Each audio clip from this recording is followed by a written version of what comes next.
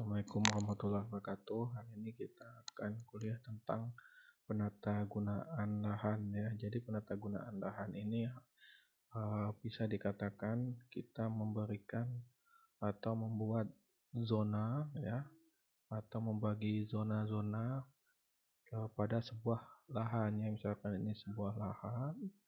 Jadi lahan kita bagi per zona, misalkan ini untuk pemukiman, ini untuk perkebunan, ya ini untuk pertanian. Nah, kemudian ini misalkan untuk industri. Nah, ini bisa dikatakan sebagai penata gunaan lahan. Nah, tujuannya untuk apa? Karena lahan terbatas, sedangkan ya lahan itu terbatas ya, sedangkan pertumbuhan manusia itu terus meningkat eksponensial ya, melesat ya. Sedangkan pertumbuhan ini tetap ya. Nah, jadi ada di suatu masa lahan ya, misalkan inilah luasan lahan, ini adalah pertumbuhan penduduk, maka ada di satu titik lahan itu tidak bisa lagi melayani ya, ataupun menampung kegiatan si manusia. Nah, di titik ini lahan ini masih mampu ya.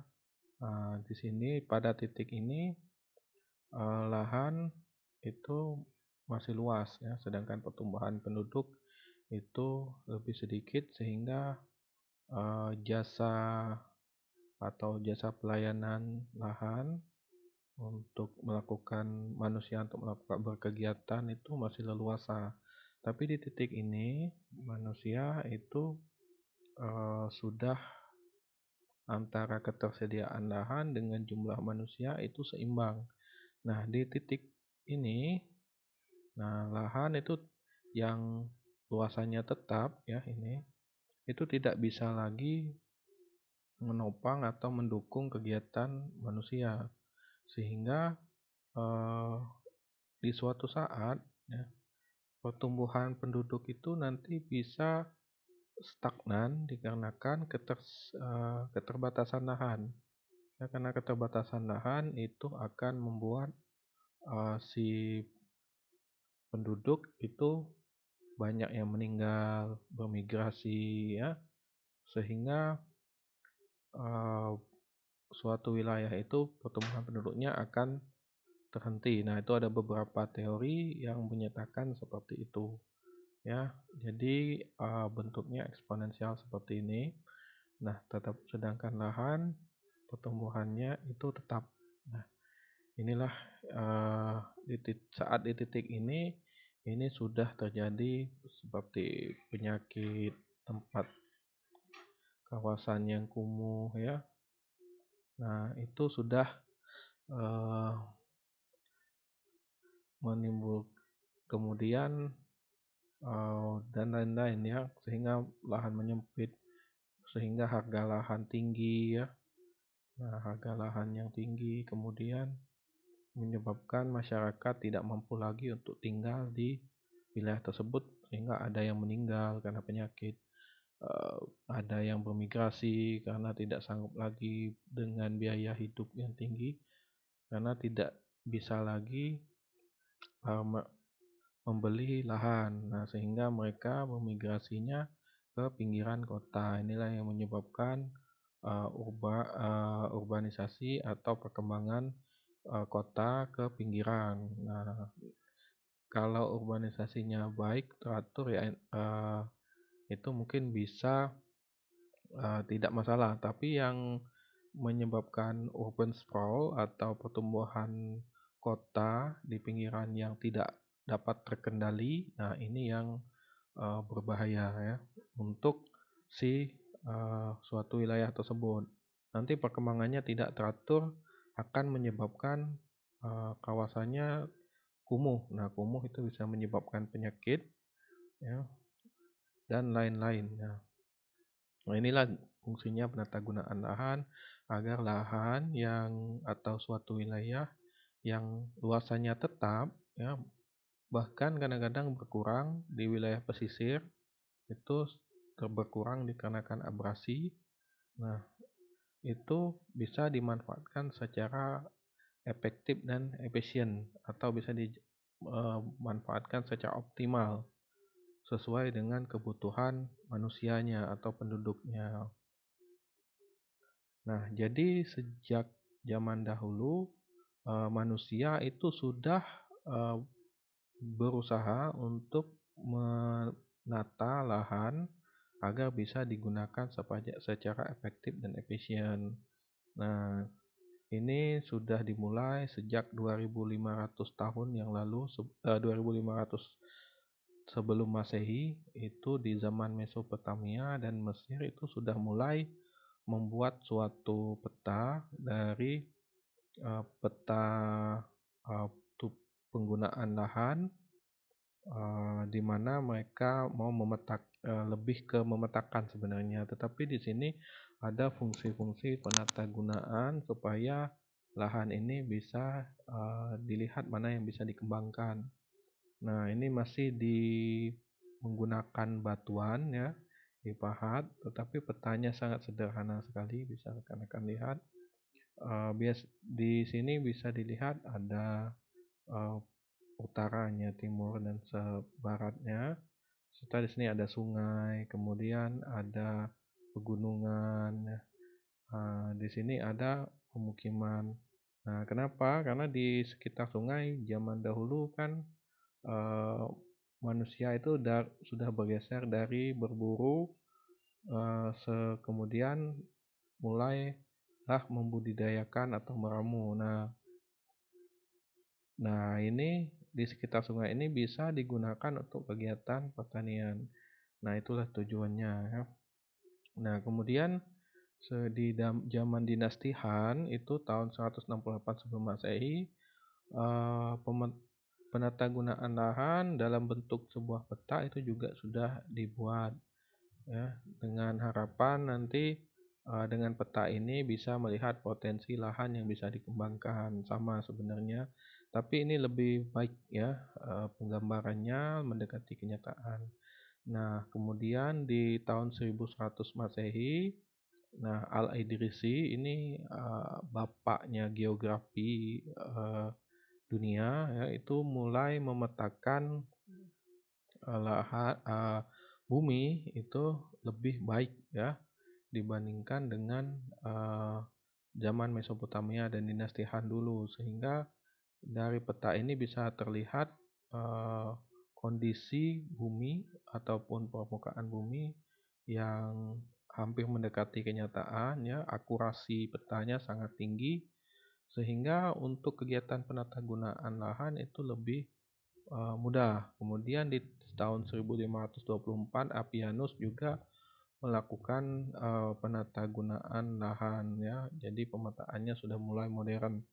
Nah, di tahun 1838 ini juga accompany the second report pada pelaporan kedua dari company ya, Atlas Atlas to accompany the second report. Jadi ini peta untuk pelaporan kedua dari company.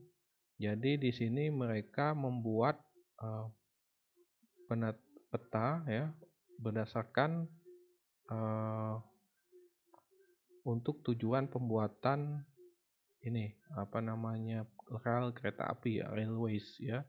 Railway ini untuk pembuatan rel kereta api. Nah, petanya di sini terlihat penggunaan lahannya itu digambarkan untuk membuat rel kereta api sehingga tidak mengganggu apa namanya pemukiman atau kegiatan masyarakat di situ serta mengoptimalkan distribusi. Nah, kemudian barulah di tahun 1969 mulai dilakukan penilaian-penilaian ya untuk penatagunaan lahan. Jadi menggunakan evaluasi ya atau penilaian untuk melihat kemampuan lahan. Nah, di tahun 1982 itu penatagunaan lahan mulai memanfaatkan yang namanya Geographical Information System. Karena berkat perkembangan dari komputer, jadi tercipta sistem informasi geografis itu mulai dikembangkan. Jadi sehingga pemanfaatan data-data spasial yang berupa data digital itu sudah mulai diterapkan, sehingga mulai eh, dimanfaatkan untuk dahulunya itu sebenarnya GIS ini untuk melakukan pengawasan sumber daya hutan di Kanada. Nah, tapi seiring dengan kemajuan zaman ya, kecanggihan komputer, kemudian keperluan daripada masyarakat di tahun itu, mulailah penatagunaan lahan menggunakan sistem informasi geografis itu mulai digalakkan sampai dengan sekarang. Nah, apa tata guna lahan? Wujud dalam ruang di alam tentang bagaimana lahan tertata baik secara alami maupun direncanakan. Nah, jadi penzonaan itu mirip dengan eh, rencana tata ruang wilayah ataupun rencana tata ruang seperti RT RW, ya, RDTR, atau rencana tata ruang lainnya. Ya, tujuannya sama, yaitu wujud dalam ruang di alam tentang bagaimana lahan tertata, baik secara alami maupun direncanakan. Nah, ini ya, wujud dalam ruang tentang bagaimana lahan tertata. Nah, ini kata kuncinya, ruang yang tertata baik secara alami maupun direncanakan. Nah, rencana tata ruang juga tujuannya sama, menata ruang agar bisa digunakan secara bisa tertata ya, baik secara alami misalkan ada sungai, ada dibentuk oleh sungai, dibentuk oleh danau. Nah, itu ruang-ruang danau, sungai itu adalah bentuk yang alami yang direncanakan maupun direncanakan. Nah, misalkan ada waduk, kemudian kawasan industri, kawasan pertanian. Nah, tujuannya sama ya. Nah, sedangkan perencanaan tata guna lahan itu adalah aktivitas penilaian secara sistematis terhadap potensi lahan dan termasuk air di sini, maksudnya tubuh air. Jadi lahan bukan hanya sebidang tanah ya, ini lahan bukan hanya sebidang tanah, tetapi di sini juga termasuk tubuh air dan sungai sebenarnya. Nah, itu dikatakan terdefinisi sebagai lahan atau sebenarnya ini lebih dekat dengan wilayah ya. Dalam rangka untuk memilih, mengadopsi, dan menentukan pilihan penggunaan lahan terbaik dalam ruang berdasarkan potensi dan kondisi biofisik, ekonomi, sosial untuk meningkatkan produktivitas, ekuitas, dan menjaga kelestarian lingkungan. Jadi perencanaan tata guna lahan ini lebih kepada evaluasi atau penilaian. Nah, evaluasi atau penilaian ya. Nah, mungkin nanti rekan-rekan akan belajar tentang evaluasi lahan atau penilaian lahan, metodenya macam-macam ya. Nah, secara sistematis artinya secara terstruktur, secara bertahap yang eh, terhadap potensi lahan. Jadi potensi lahannya itu apa, mau dimanfaatkan apa berdasarkan potensinya dalam rangka untuk memilih, mengadopsi, dan menentukan pilihan. Jadi suatu lahan itu cocoknya untuk apa? Nah, maksudnya. Dan dalam terbaik dan berdasarkan kondisi biofisik, ekonomi, dan sosial. Nah, biofisik itu misalkan seperti kemiringan ya, mungkin rekan-rekan udah kenal curah hujan, kemudian apa namanya bentuk topografi, jenis tanah itu adalah kondisi biofisik ya. Jadi fisik lahan, kemudian ekonomi ini juga bisa dilihat dari misalkan harga lahan ya, eh, apa namanya biaya investasi yang digunakan untuk merencanakan kegiatan di suatu lahan. Nah, ataupun bisa dikatakan itu eh, apa namanya kelayakan finansialnya, ya, kelayakan finansial untuk melakukan kegiatan. Dan sosial ini berhubungan dengan masyarakat. Jadi potensinya itu berdasarkan kegiatan masyarakat atau dukungan masyarakat itu bagaimana. Nah, itu bisa dikatakan juga sebagai ini meningkatkan produktivitas dan ekuitas. Jadi produktivitas tujuannya untuk meningkatkan produktivitas masyarakat, ya. Jadi dengan menggunakan lahan sesuai dengan potensinya, produktivitas meningkat dikarenakan apa namanya cost atau biaya itu menurun dikarenakan eh, lahan itu dimanfaatkan atau digunakan sesuai potensinya. Jadi cost yang digunakan untuk meningkatkan misalkan kesuburan lahan, yaitu lebih eh, sedikit, ya, ataupun lebih rendah, ataupun untuk memperbaiki lahan, ya, misalkan lahannya miring, ini harus seperti ini, ya. Nah, ini kan harus diperbaiki ataupun harus diberi input teknologi agar tidak terjadi longsor ataupun erosi yang tinggi, misalkan dibuat terasering. Nah, lahan yang miring seperti ini akan atau pembuatan terasering ini akan membuat cost itu menjadi tinggi. Nah, sedangkan di lahan yang datar seperti ini tidak perlu melakukan pembuatan terasering, paling leveling yang, ya, menggunakan alat berat yang tidak terlalu mahal, bahkan tidak perlu dilakukan leveling sama sekali.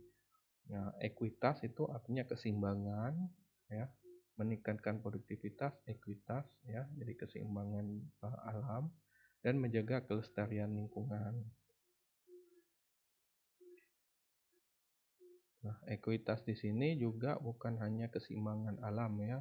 Ini juga keseimbangan antara produktivitas, ya, kemudian kelestarian alam,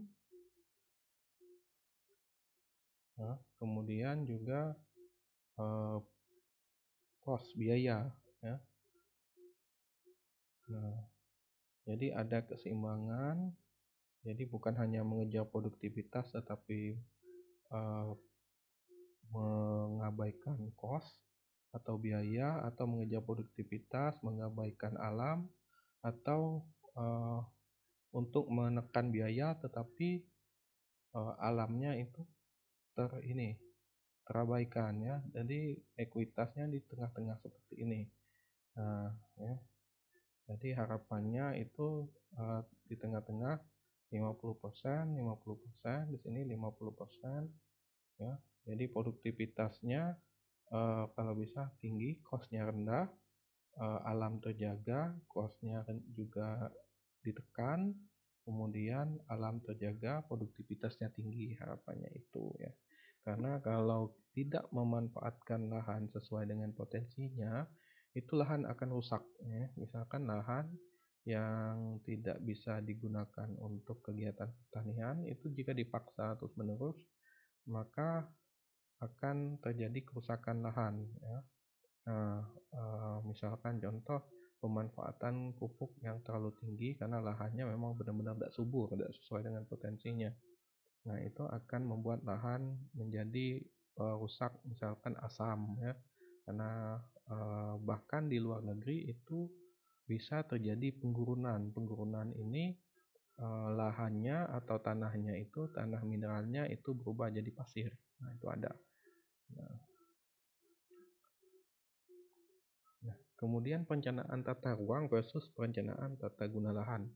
Nah, perencanaan tata ruang itu menekankan 3 perspektif, yaitu mengacu pada metode tertentu, mengadopsi perencanaan rasional, kemudian digunakan oleh sektor publik, proses formal dan untuk kepentingan umum, kemudian mempengaruhi distribusi kegiatan-kegiatan dalam ruang pada masa depan. Nah, sedangkan kemudian perencanaan tata ruang itu menekankan berbagai aspek dan pandangan.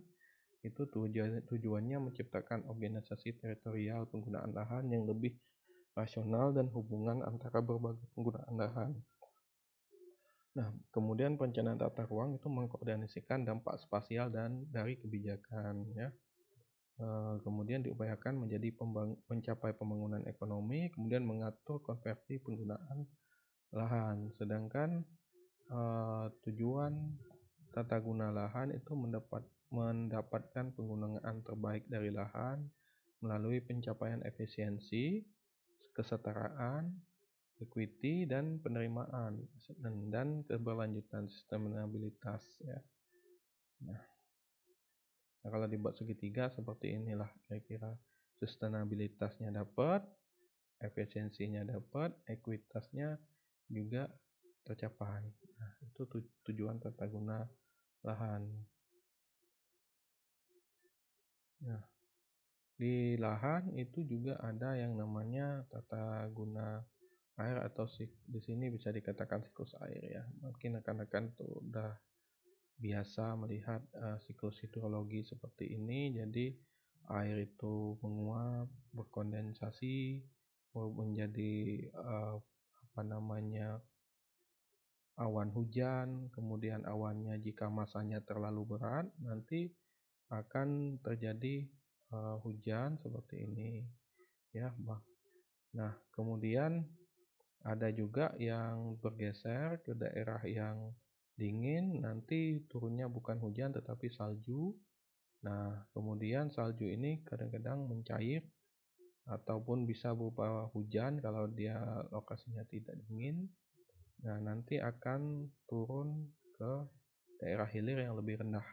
Nah, larinya nanti berbentuk sungai, kemudian saat mencapai lautan ini nanti akan kembali ke lautan kembali, ya. Nah, ada juga yang menjadi aliran sungai sebagai cadangan air bersih, ya. Nah, selain di permukaan, ada juga yang masuk ke dalam tanah. Nah, ini masuk meresap ke dalam tanah, kemudian ada juga air tanah yang masuk ataupun mengarah ke lautan, ada juga. Nah, ada juga air tanah yang mengarah ke cadangan air tawar atau cadangan air bersih yang ada di permukaan. Nah, jadi biasanya di hulu sungai ini. Ada juga yang dipompa langsung, misalkan, ya. Nah, selain itu cadangan air bersih ini juga. Nah, untuk membuat keputusan dari perencanaan tata guna lahan itu perlu strategis, ya. Arahan umum seperti visi misi, sasaran, dan tujuan itu yang strategis, ya. Sifatnya normatif. Nah, visi ini adalah tujuan jangka panjang, ya, sedangkan misi ini tujuan jangka pendek. Nah, untuk mencapai visi biasanya itu akan didukung oleh beberapa misi, ya. Nah, misi itu nanti dijabarkan dari beberapa sasaran. Sasaran nanti dijabarkan dari beberapa tujuan. Nah, kalau secara taktis ini identifikasi dan analisis dalam konteks ruang seperti kesesuaian dan kemampuan lahan untuk perencanaan. Nah, ini sifatnya yang taktis. Jadi identifikasi dan analisis lahan untuk konteks ruang seperti penilaian lahan, evaluasi, ya. Evaluasi lahan. Nah, itu sifatnya taktis. Nah, sedangkan operasional ini rinci dari berbagai aspek teknis seperti prosedur dan metode, teknologi, keterampilan, lain-lain seperti kebutuhan pupuk dan kualitas tanaman, upaya konservasi tingkat lokasi, operation dasar bangunan, dan lain-lain. Nah, kalau operasional ini udah masuknya ke keputusan yang sudah yang akan dilaksanakan dan rinci, ya. Jadi sifatnya sudah multidisiplin ilmu, atau bisa dikatakan bukan multidisiplin ilmu aja, interdisiplin ilmu, ya. Jadi ilmunya banyak yang digunakan dan memanfaatkan beberapa macam teknologi dari beberapa disiplin ilmu dan saling kaitan satu sama lain. Nah, dan dia sudah mulai teknis ininya, uh, keputusannya ya. Jadi misalkan ya, kalau di tahapan strategis itu misalkan misinya peningkatan, uh, uh, apa ya bisa dikatakan, misalkan visinya saya dulu, visinya itu mencapai kabupaten misalkan Bangka yang uh, unggul dalam bidang pertanian. Nah, misinya di sini mungkin salah satunya bidang pertanian yang bidang pertanian yang uh, memanfaatkan atau menggunakan lahan sesuai dengan potensinya. Nah, kalau sasaran ini dibagi ya, jadi misinya uh, melakukan penilaian misalkan lahan ya. Nah, secara teknis nanti akan dilakukan penilaian atau evaluasi lahan. Nah, ini menggunakan beberapa metode. Nah, untuk mendapatkan lahan yang setelah mendapatkan lahan ya, sesuai dengan potensinya, ini nanti pemanfaatannya itu bagaimana ya. Nah, misalkan penggunaan pupuknya berapa, misalkan penggunaan jenis varietas tanamannya sesuai dengan penilaian lahannya itu apa ya, atau dia tidak boleh digunakan sama sekali setelah dievaluasi atau dinilai, sehingga dilakukan konservasi, dan jenis konservasinya apa. Nah, ataupun dia cocok digunakan untuk pembangunan, misalkan penilaiannya untuk pembangunan ya. Nah, misalkan di tahap isinya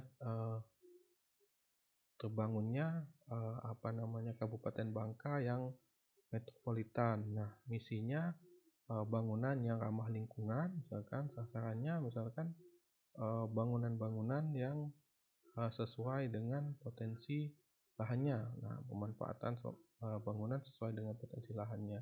Indikator teknis nanti evaluasi lahan mana saja yang boleh ataupun mampu dibangun bangunan yang bisa menahan berat bangunan sehingga tidak terjadi penurunan tanah dan bebas dari bencana misalkan. Nah, operasionalnya misalkan dari bentuk dari ataupun desain dari bangunannya. Nah, misalkan kalau di kita itu ada yang namanya koefisien dasar bangunan. Jadi dalam suatu lahan itu luas bangunan yang bisa dibangun itu berapa persen dari luasan lahan, misalkan 65%. Dengan harapan nanti sisanya ini menjadi ruang terbuka hijau yang menyerap air, misalkan sebagai catchment area.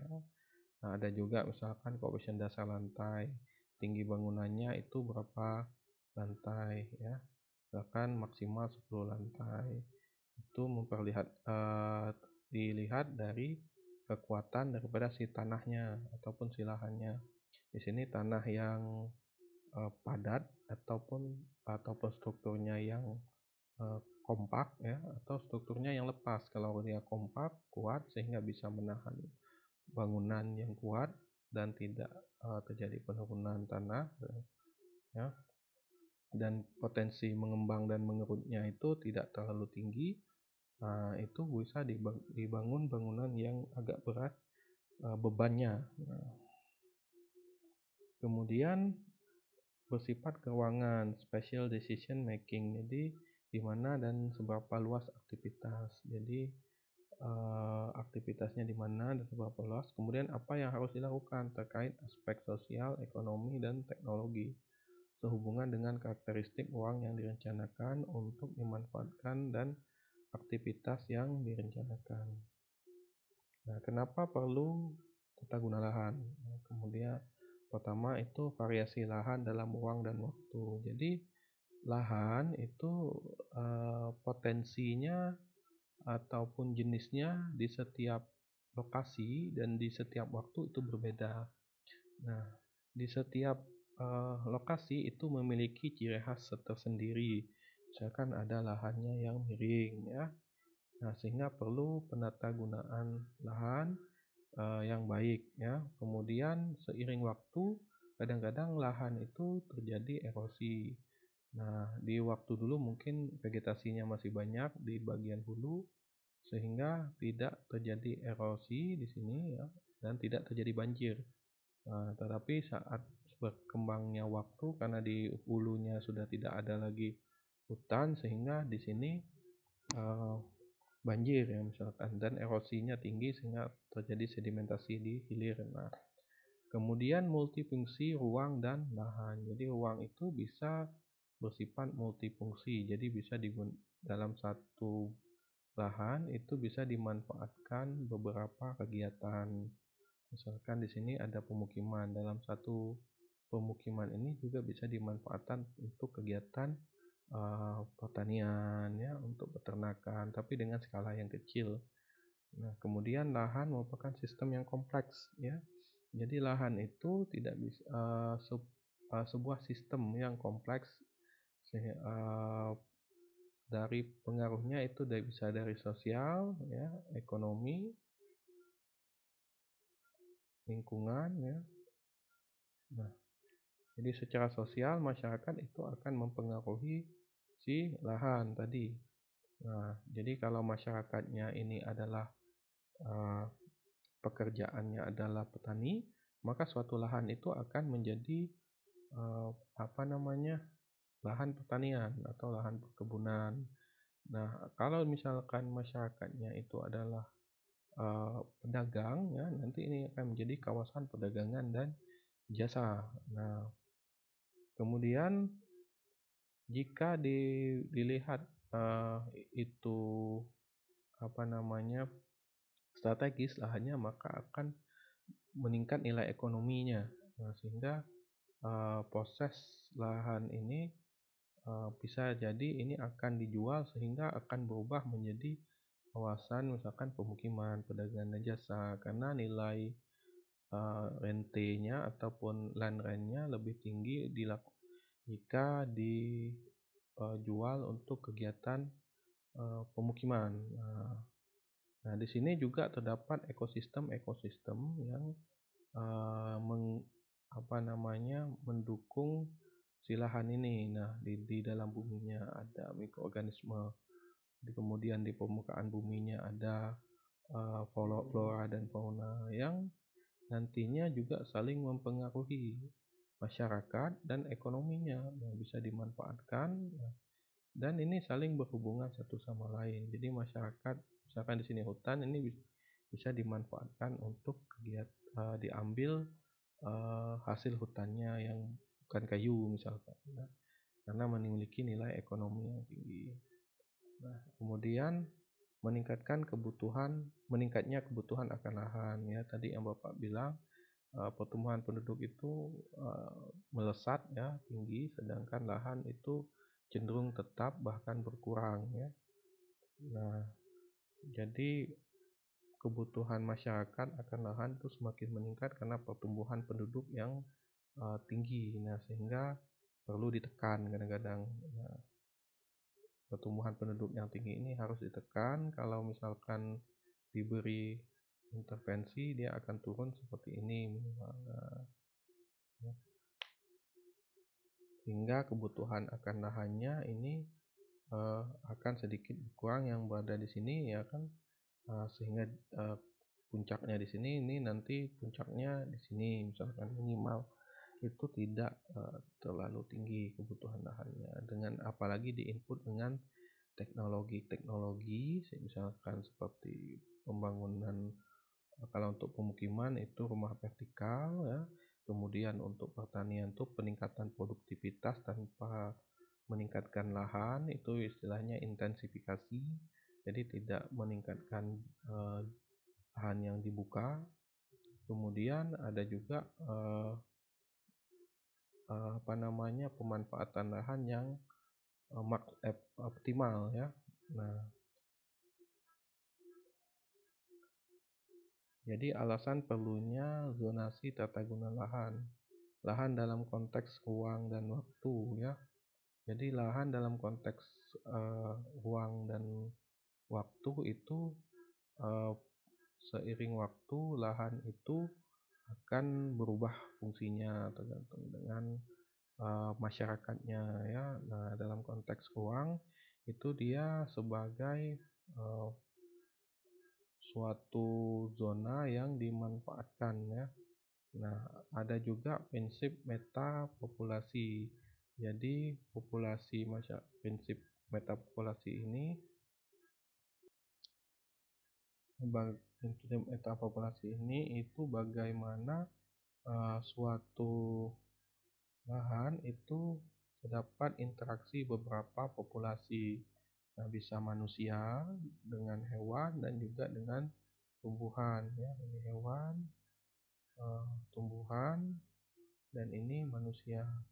Jadi bagaimana suatu lahan itu bisa eh, sebagai tempat interaksi antara hewan, tumbuhan, dan manusia. Sehingga perlu dilakukan zonasi sehingga lahan tersebut eh, manusia itu bisa berinteraksi dengan hewan dan tumbuhan. Nah, tumbuhan di sini baik itu yang tanaman yang dibudidayakan atau vegetasi alami seperti hutan. Nah, jadi bisa hidup berdampingan satu sama lain.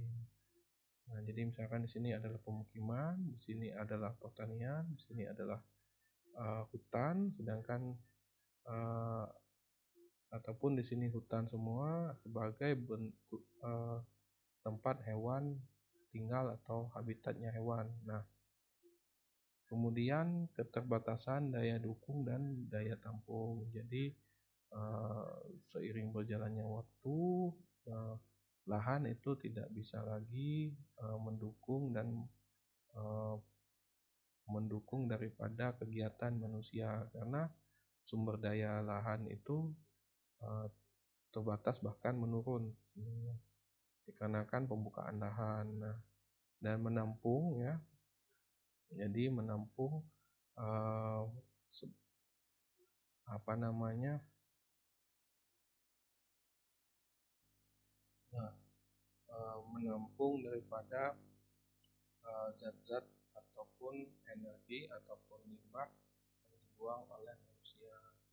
Nah, jadi karena lahannya sangat sedikit, sumber daya lahannya itu sangat sedikit, sehingga sumber daya yang lain itu juga mulai menipis, misalkan sumber daya genetik, sumber daya apa namanya itu eh, hutan ya, mulai menurun sehingga kemampuan lahan untuk menyerap energi ataupun menyerap emisi itu berkurang. Nah, jadi perlu dilakukan zonasi sehingga misalkan kehadiran hutan sebagai penampung penyerap ya emisi CO2 itu sangat dipertahankan jangan sampai nanti daya dukungnya karena hutan juga mendukung puri kehidupan manusia. Nah, di hutan ini terdapat beberapa eh, karena hutan juga menghasilkan O2 ya, itu yang mendukung kehidupan manusia juga. Nah, perencanaan tata guna lahan jadi dari tingkat lokal, regional maupun nasional ya. Nah, jadi nah, jadi dalam perencanaan tata guna lahan perlu adanya sumber-sumber pengetahuan spasial ya. Jadi sumber pengetahuan tentang keuangan ataupun pengaturan ruang itu didasarkan dari penelitian-penelitian dasar ataupun pengetahuan dasar spasial. Nah, pengetahuan dan penelitian dasar ini akan menjadi dasar dalam penyusunan sistem informasi sumber daya lahan. Nah, baik itu sistem komunikasi dan diseminasi wadah pengetahuan spasial ataupun database ya. Database ini tempat sistem penyimpanan, tempat analisis pemodelan, eksploratory dan visualisasi. Nah, sistem komunikasi dan diseminasi yang baik, kemudian wadah pengetahuan spasial yang baik dan database yang baik ini akan menciptakan sistem perencanaan spasial lahan yang baik juga, sehingga sistem analisisnya baik, ya, klasifikasi masalah dan peluang yang baik karena didukung oleh sistem komunikasi, diseminasi pengetahuan spasial dan database atau basis data yang baik, ya. Sehingga klasifikasi alternatifnya juga banyak, ya. Jadi dalam melakukan tata guna lahan, alternatif tata guna lahannya itu juga baik, ya, juga banyak pilihannya. Kemudian sehingga desain kemungkinan pemecahannya juga baik karena didukung dengan pengetahuan dan database yang baik. Nah, pengetesan kelayakan juga itu lebih mudah dikarenakan database-nya banyak, ya, dan pengetahuan spasialnya itu banyak. Nah, jadi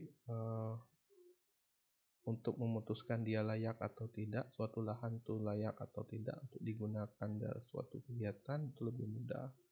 Kemudian klarifikasi sasaran itu lebih tepat sasaran, petunjuk keputusan spasialnya lebih jelas, dan petunjuk proses implementasinya itu lebih baik.